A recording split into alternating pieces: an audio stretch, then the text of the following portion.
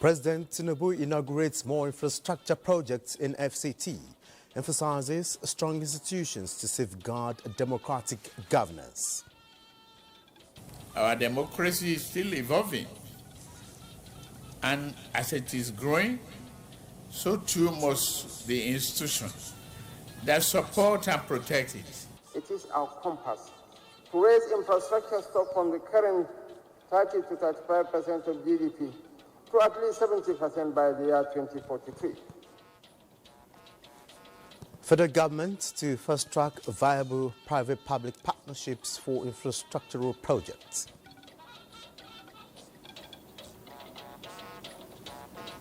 Plus, mobility compressed natural gas supply framework begins as efforts for clean, cheaper alternative in transportation continues. The authority chief executive of the Nigerian Midstream Downstream Petroleum Regulatory Agency approved a concessionary pricing structure for autogas CNG. Good evening and welcome to the Network News. I am Olajide Bello. Benny Adams will keep us up to speed with the latest in the world of sports. Benny, what's the latest in the market? Well, the ease of doing business environment is set to get a boost as the Presidential and Labeling Business Environment Council takes a tour across the country to engage with investors to meet their needs. All right, many thanks, Benny. Badi Adele is on sport updates. Badi, what do you have for us this night?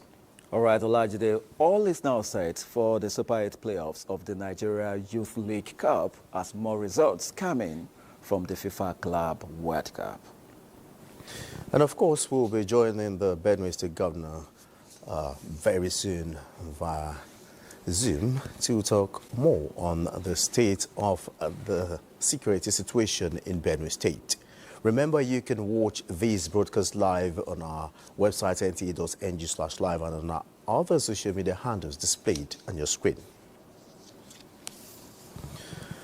This democracy is not a destination, but a journey, and therefore the institutions surrounding must be strengthened to safeguard people's freedom and protect the future democratic governance in Nigeria. This is the belief of President Bola Tinubu as he flagged off the construction of a new national headquarters annex for the Independent National Electoral Commission, INEC, in Abuja. State House correspondent Musbah Danwahab reports. The National Electoral Umpire has been headquartered here for about 28 years. But then, current realities and exigencies demand an upgrade as the institution grows along with Nigeria's democracy. For a long time, the Commission has been grappling with the problem of inadequate office accommodation. Our present national headquarters is severely congested. The Federal Executive Council responded to the need in March this year with an approval for the construction of an annex building. And here, Tinubu's administration is giving an expression to its commitment toward strengthening national institutions.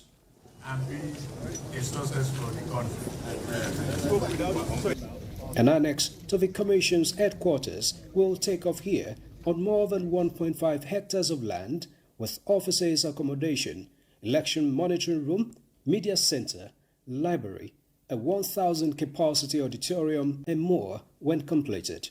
INEC has been and remains the backbone of Nigeria's democratic journey. Its role in conducting free, fair, and credible elections is central to the trust our people place in their government and in our democratic process.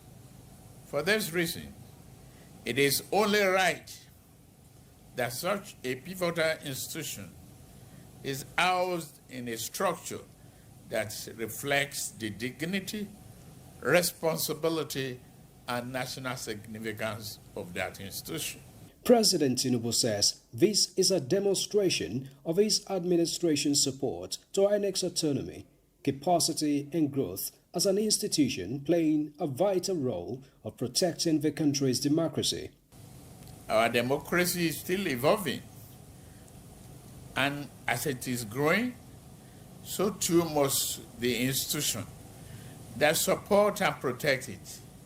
We are committed to ensuring that INEC is fully equipped, not only in infrastructure, but in law, policy, and resources to carry out its constitutional mandate with courage, fairness, and excellence.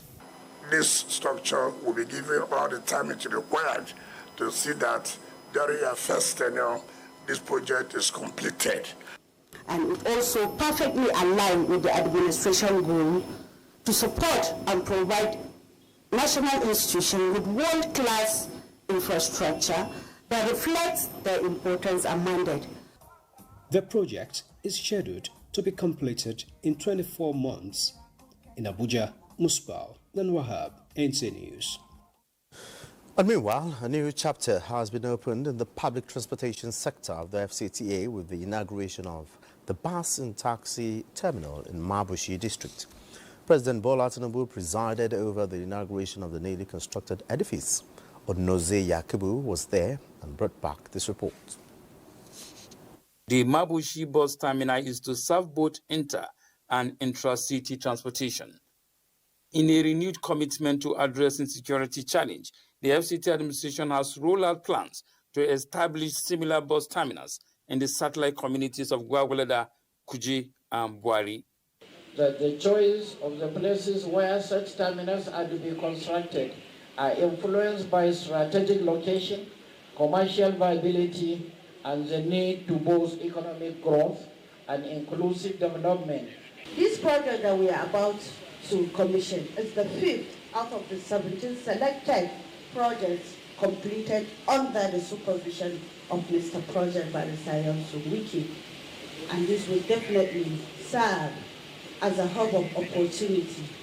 Here, you know those who are drivers, so that you know the vehicle you are boarding to go to the other place. Assuming you want to go to Buari, you can come here, you can go to Kubo. We know the bus that you have boarded, and even when you come from Buari down to this place, the taxis here will also take you to where you are going to. President Bola Tinubu, represented by the Speaker, House of Representatives Tajuddin Abbas, says the provision of organized and secured public transportation is a bold step of ending informal transportation systems, thereby enhancing urban security and eco-friendly transport system. With the completion of the Mabushi bus terminal and the Kubo terminal, which has been informed is also ready for commissioning, we are taking decisive steps to bring order, accountability, and safety to public transportation. The project installed with modern facilities was delivered in 10 months. Onoze Yakubu, NTA News. The federal government will fast-track approvals for viable infrastructural projects in the country, highlighting the critical role of basic infrastructure for economic development. Vice President Kashim Shettima said this when he declared open 2025 Nigeria Public-Private Partnership Summit held at the Presidential Villa, Abuja. State House correspondent Abdurrahman Jibrila reports. This summit brings together stakeholders from government, private investors, development partners, and civil society to co-create new frameworks, de-risk bankable projects, and strengthen institutional alignment towards project delivery. President Tinubu, represented by Vice President Kashim Shettima, urged private sector partners to be focused and more committed, noting that Nigeria offers scale, demand, and returns like no other African market. The National Integrated Infrastructure Master Plan 2020 to 2043 remains our blueprint. It is our compass to raise infrastructure stock from the current 30 to 35% of GDP to at least 70% by the year 2043. But blueprints do not build roads. Policies alone do not generate megawatts. Your Excellencies, distinguished gentlemen, these goals require collective action, and that is the focus of the present administration. Calling for a more strengthened public-private sector partnership that emphasizes innovation, efficiency, commitment, and integrity above mere capital and investments. He reaffirmed that the administration is still fully committed to that very public-private partnership that is passionate about delivering sustainable and inclusive infrastructure. Government cannot provide all the resources. That is the truth. The private sector must come and share risk and also share profit. And that's what partnership is about. Thank you for providing the platform. And lastly, Mr. President, Mr. Vice President, I want to thank you for the support that you've given to the private sector to excel. A testament to Nigeria's readiness to lead, not just to follow, in the evolving global PPP ecosystem. Let me at this point assure our local and international investors that Nigeria is open for business, and more importantly, ready for partnership. This summit is a rallying call for transformation, a platform for strategic convergence, and a bridge between national aspirations and tangible development. From the State House, Abraham Jibrila, NTA News. The federal government of Nigeria is assuring citizens that it's committed to host the UNESCO Category 2 Media and Information Literacy Institute to position Nigeria as a global leader in the responsible use of media and information in the digital era. The Minister of Information and National Orientation, Mohammed Idris, said this at a book launch by the Guild of Corporate Online Publishers while soliciting responsible online journalism and promised government continued support to a free and responsible press. Saliu Abdullahi Gwanara reports. The proliferation of citizens' journalism has compounded the spread of fight against fake news, misinformation and disinformation. Guild of Corporate Online Publishers, through this maiden edition of a book, Nigeria Media Renaissance, is joining forces to sanitize Nigeria's media ecosystem. Online publication is the future of the media industry, which governments and lawmakers have to support through enabling laws, tax exemptions, grants, among others. The Minister of Information and National Orientation was emphatic that it is the duty of government to work with credible media groups to tell the Nigerian story in a way that inspires hope. Once any platform, online platform, is seen to have published something that is fake, we have this penchant to think that, oh, it's just fake news and then it goes on. What is GOCOP doing to check those who are peddlers of this fake news? They told me that not all of them are members of GOCOP. I said, yes, I agree, but it is also an additional responsibility of GOCOP to call them out and say, these are not our members, they are peddlers of fake news, they are peddlers of misinformation. The book is certainly a good account of the online publisher's commitment to uphold professionalism and ethical values. Established in 2013, this body of online publishers seeks to ensure that members uphold the tenets of journalism in doing their job and to sanitize online publishing in Nigeria. In Abuja, Salihu Abdullahi Gwanara, NTA News. The Inspector General of Police, Kaudi Egbetokun, is in Benue State following the tragic incidents that occurred in the state, resulting in the death of some residents. A statement by the first public relations officer, Luminina, Adejobi, indicates that Egbetokun commiserated with Governor Hyacinth Alia and assured that the police would bring the perpetrators to justice. He also visited the Yelwata community where he and the Chief of Defense Staff, General Christopher Musa, assured them that their security would be enhanced going forward. We have joining us virtually the governor of Benue State, Reverend Father Hyacinth Alia, is to shed more light on the situation in Benue State at the moment. Good evening, Governor Alia. You're welcome to the Network News.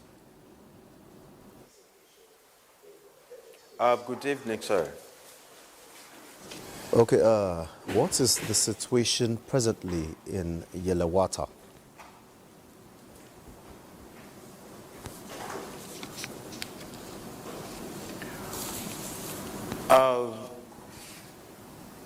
I assume I heard you well. What situation is in Yelewata now? Yes, first of all, Yelewata it's from my local government. It's one of our local governments that shares border with Nasarawa State. The carnage that took place a few days ago, it's described as quite unfortunate and very senseless. There's no cause whatsoever for the bloodbath. Unfortunately, it happened, and my heart goes out to all our families that are involved in this. I send my sympathies also to the entire state over what befell us a few days ago. And as at yesterday afternoon, the numbers of corpses stood at 127 that were buried. 18 bodies are yet to be buried. 2 are currently in the morgue. 20 people were taken to the teaching hospital, and we lost 2 of them. So the other 18 are in a stable condition as we speak. Again, as of yesterday afternoon, our searchers were able to recover 4 bodies that had spread all over the bushes in there. It's very possible that the numbers might rise again. There is a huge number that cannot be identified. These are bodies, these are human beings that were locked up in their own rooms and burnt. So we're only able to identify, kind of give the numbers by the scores, by the bones and their own remains. So currently that's what we have. Again, it's possible that as the search continues, we might even have more bodies out there that may be picked up again. Okay, so the conflict is said to be persistent. Herdsmen, farmers clashes. Some people have asserted that the attacks are well coordinated by armed militias. What is the cause of the hostilities? Well, the common fact here is that the attacks are very coordinated. Previously, historically, we can count that it started with farmer-herder conflicts, and then it graduated over time into, this is vibrating and it's affecting me. So it now graduated into herder-farmer conflict. What we face now is directly the attackers, the bandits, the terrorists who come in only with their arms, the AK-47s and 49. And the aim can only be presumed, but how it plays out is when they come in, they push the people out, they kill people, and then after a week or two, they bring in their own cronies for occupation. It's unfortunate that none has been apprehended all this while, because the trend of fighting they have brought to bear, it's more of a guerrilla war. So they come, strike, and disappear. So no one knows. We have very vast borders, even by this axis. We share border with Nasarawa State, we share border with Taraba and then Kogi by this axis, and then we also share border with Cameroon on the northeast of the state. But where now we do have most of these attacks from our borderlines between Kogi and Nasarawa State. It's even suspected that there are a number of havens in Nasarawa State, including Rukubi and some other areas like Kiena and Doma. We are in constant touch with the governor of Nasarawa State, and we continue to share intelligence. But a number of times when the attacks happen, the attackers run back into Nasarawa State. Okay, you talked about your borders now being penetrated easily. How also is the state government intervening? I'm not coordinated. Okay, can you hear me?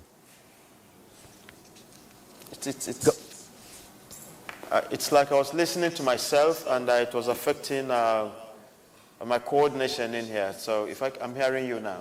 Oh, okay, many thanks, Governor Alia. I said you talked about your borders being penetrated easily. How also is the state government intervening to ensure that the present tension eases and normalcy returns?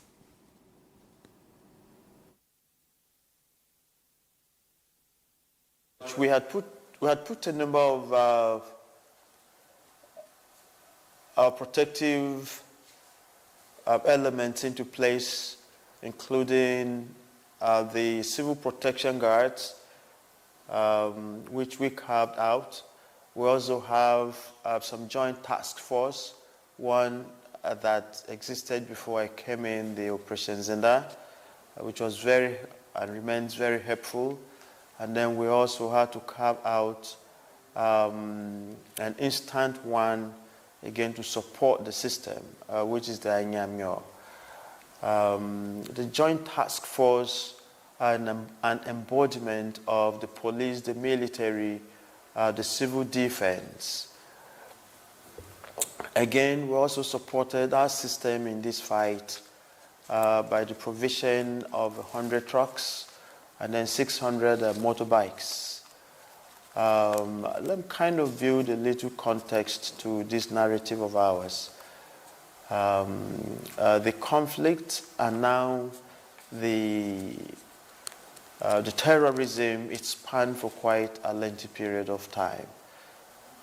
It spans up to 22, 23 years ago, but then there was a traditional way of settlement. If the herders spoiled any crops, there was a negotiation and payment was done. But over time, that had disappeared, and then the aggression also increased, and then today we have what we have on hand. The federal government has been quite supportive of us. The last time we had numerous lives that we lost, we made a deep cry out to the federal government, and we were supported with 3 units of the MOPOL. This was precisely in Go local government, and then after that we had some bit of a break. There were less attacks. In 2023, when we came in, 17 local governments were under attacks. We fought this down to 9 local governments and then to 6 local governments. And then now, with the 6 local governments, when the 3 units of MOPOL were deployed, they supported us. We fought down to 3 local governments. And these are the 3 local governments now that are in the front lines of these attacks. Guma local government is one of them. Apa and Gwe West. With the support we've been receiving from the federal government, remains a very strong hope that we're going to return peace to the shores of the state. As at yesterday, the Inspector General of Police and Chief of Defense staff was also in the state. So we were at the site, they saw things for themselves, and they rekindled hope in the citizenry. They now deployed even more hands to come in, and it is our hope that a turnaround and absolute change in the dynamics of even fighting the attacks will come to bear.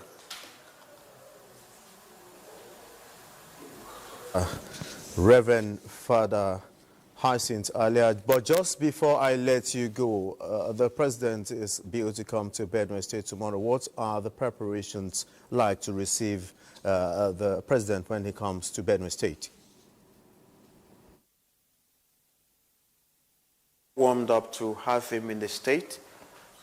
This is one of the states he calls home, and what is befalling us pains him very deeply, and I think this is why he's even coming himself to see for himself and to reassure the state and to let everyone know that he's working. Truly, the president is working and working quite hard.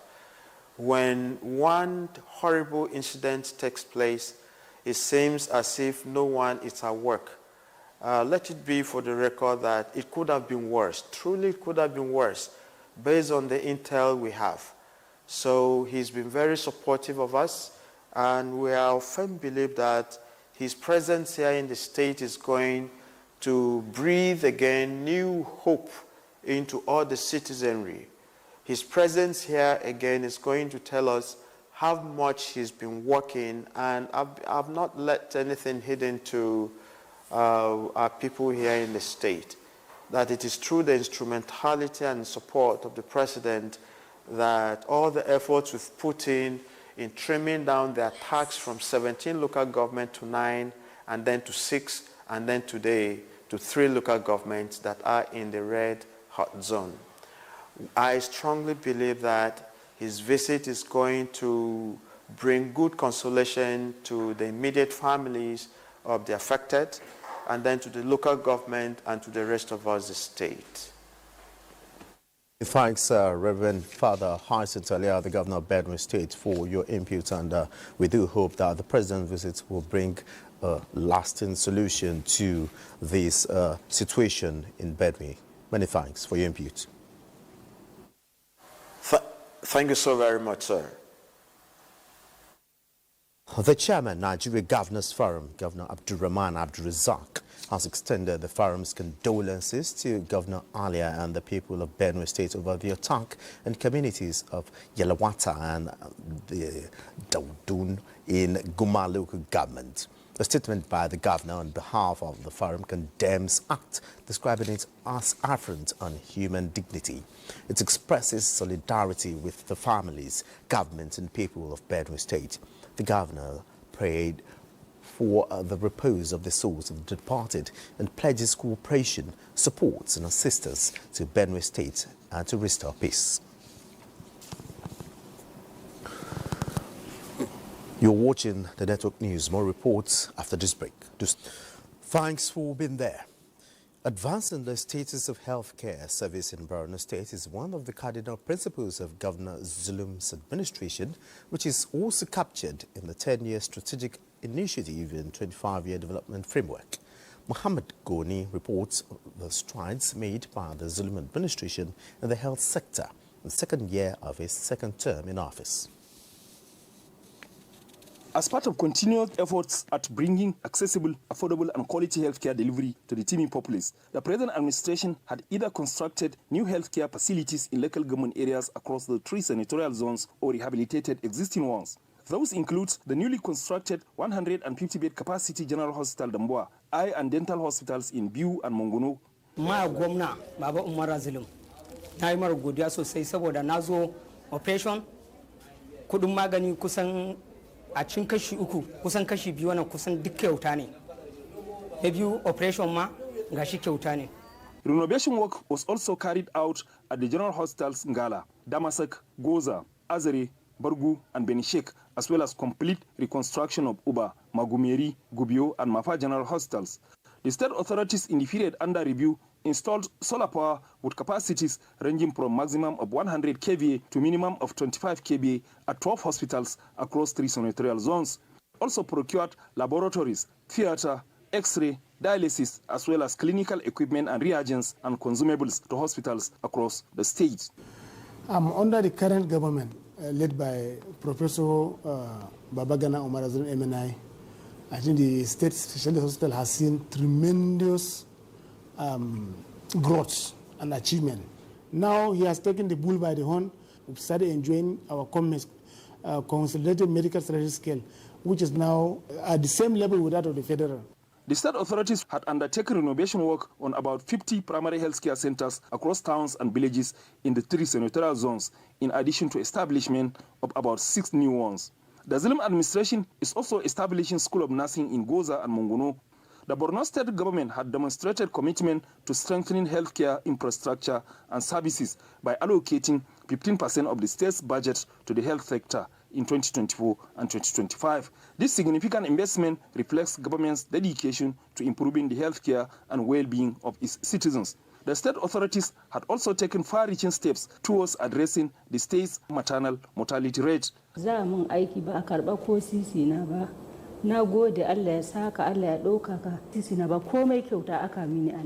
Another iconic and innovative achievement in the Borno State healthcare sector is the use of technology to enhance services through digitalization of the healthcare sector to streamline financial transactions to improve transparency. In Maiduguri, Mahmoud Goni, NTA News. And away from health, United for Land, a Legacy, Our Future. The theme for this year's World Desertification and Drought Day is to discuss the urgent need to address the growing impact of land degradation and drought on global food systems in Nigeria. The Ministry of Environment, ECOWAS and key partners came together to forge a united path towards ending plastic pollution. Charles Alpha reports. Over 2 billion hectares of land, the United Nations Convention to Combat Desertification says, are degraded, with up to 40% affected by desertification.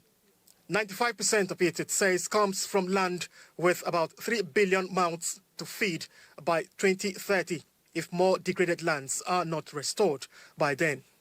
The theme for this year, United for Land, Our Legacy, Our Future, underscores the importance of collective responsibility in restoring land and building resilience against drought. We have been trying to fence ourselves from the encroachment of the desert, which has been going on for a very long time. So we are doing quite a lot. That's why the government has come up with the Great Green Wall, which has been imbibed by other African countries in what we now call the Pan-African Great Green Wall. ECOWAS has committed to addressing persistent challenge by adopting a regional regulation. While we see plastic waste as a burden, this could be an avenue to sustain and uplift communities. As the United Nations designates the month of June as World Environment Day, the Ministry of Environment, UNICEF, ECOWAS, the oil and gas sector, Oxfam and Ghana's own Zoom Lion are joining forces to collectively end plastic pollutions, with over 100,000 green actions by children and young people already recorded in Nigeria. Charles Alpha, NTA News. The federal government has officially kicked off the mobility CNG supply framework to promote the use of compressed natural gas CNG in the transportation sector. The framework, backed by the Presidential Compressed Natural Gas Initiative, PCNGI, seeks to provide affordable, cleaner fuel alternatives for vehicles nationwide. Lydia Sampson reports.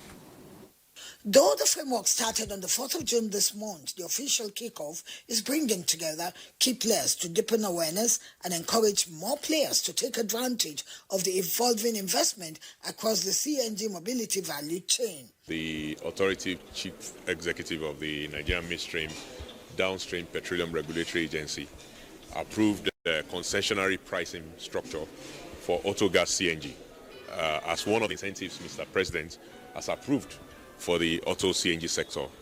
What we are doing here today is to flag off the implementation of that concessionary pricing framework. Stakeholders believe involving the Presidential Compressed Natural Gas Initiative, Gas Aggregator Company Nigeria Limited, marks a significant step towards operationalizing the framework and ensuring the lower cost of CNG for mobility is strictly for mobility purposes.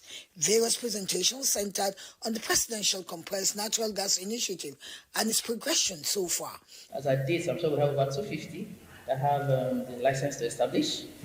We have various ones with the license to construct, and at the last check, I think we have about 100 with license to operate. This morning, we counted about 51 active.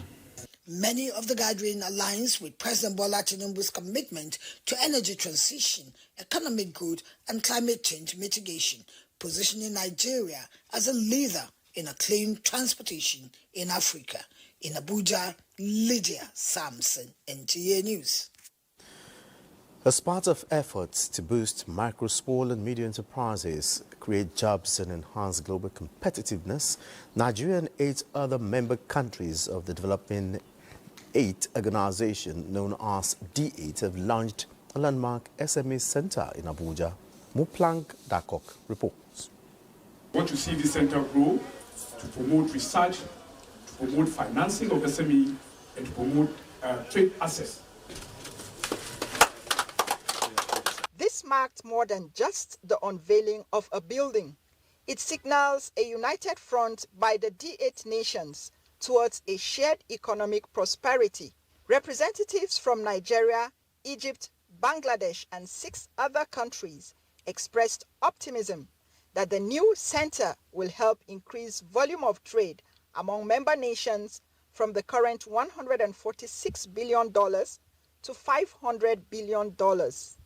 Together, I believe, let us provide our entrepreneurs, especially the youth and our women entrepreneurs, with the tools that they need to thrive in an increasingly complex and competitive global environment. With a combined population of more than 1 billion and huge untapped potential, the D8 bloc is poised to usher in new era of South-South cooperation, rooted in enterprise, innovation, and mutual prosperity. But this D8 Center will become strategic. It will offer all of us a platform to share solutions, to harmonize standards, open up markets, leverage collective strength, and develop our countries by leveraging small and medium enterprises. The ultimate goal is to scale inter D8 trade volume to $1 trillion by 2030. In Abuja, Muplang Dakok, NTA News. And gone are the days when the dreams of women and girls were left to wilt in silence. With the Luminina 2030 initiative, the federal government is planting new seeds of hope, nurturing every girl's journey from potential to power, from promise to purpose. In collaboration with subnational governments, the initiative is redefining what it means to invest in women not just as beneficiaries, but as builders of the nation's future. Zinret Timno reports. 12 pilot states, one common thread, persistent challenges, a high number of out-of-school children, limited access to education, and low representation of girls in classrooms. The idea is to test the waters, laying a solid foundation for women to ideate, access mentorship. The Lumina initiative or the Lumina project is going to make use of the accelerated basic education curriculum that was developed by NARDC. The 9-year basic education now is summarized into a 3-year program in such a way that it gives opportunity really for these girls that have never enrolled in school. At the core of the initiative are the subnational governments. We solicit for enlistment from the community so that at least everybody will be in the know of the opportunity that is being presented to ladies. It aligns with our policy of making sure that the number of out-of-school children, particularly girls, has been reduced to the barest minimum. So the program is to address these two issues. One, the mother. Two, the girl child. The program is scheduled to begin in September 2025 in Abuja. Zenred Dingmun, NTA News. Over now to Benny Adams for the business news segment. Benny. Thank you, Olajide. And still talking about business in the subnationals, the Presidential Enabling Business Environment Council, PEBEC, says it is more than ever committed to improving the ease of doing business across the country. To this end, PEBEC is embarking on a tour across the country to provide opportunity for businesses, investors, and the business public to interact with a view to finding solutions that will enhance business growth. The engagements begin the 23rd of this month through to the mid of July. Now, the Nigerian Extractive Industries Transparency Initiative, NAT, says the sum of 1.024 trillion naira was expended in the tertiary education trust fund from the education tax in the last 5 years. Executive Secretary of NAT, Dr. Oji Ogbonnaya Oji, stated this at the signing of a memorandum of understanding between NAT and TETFund in Abuja. Under the agreement, the NAT will provide real-time information on revenue accruals due to TETFund to guarantee transparency and support the fund in tracking remittances and utilization. AGI emphasized that NAT's role would be to continuously support TETFund with timely, credible, and independently valid data on revenue accruals from the extractive sector. Executive Secretary of TETFund, Sonny Echonu, noted that the agreement would also define a framework for getting accurate and up-to-date data, while the Permanent Secretary, Federal Ministry of Education, Ebel Olumuyiwa, described the MOU signing as a welcome development and a foundation for sustainable growth in the education sector.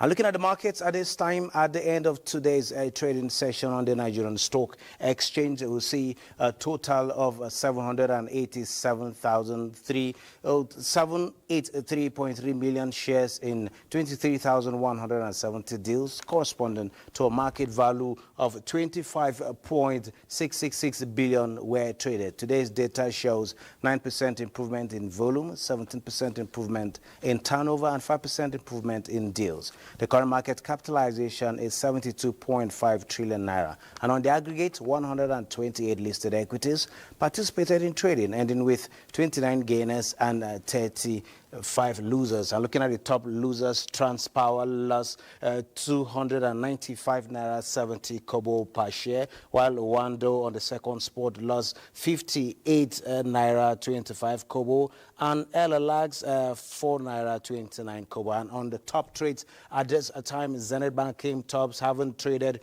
96.2 million volume of shares valued at 4.2 billion naira, and GT Co traded 83.3 million volume of shares valued at 6.2 billion naira. And the third spot is UBA with 65.1 million volume of shares traded in 2.1 billion naira. This is it and business at this time. Thanks, Benny, for the business news. Let's take another break. News continues.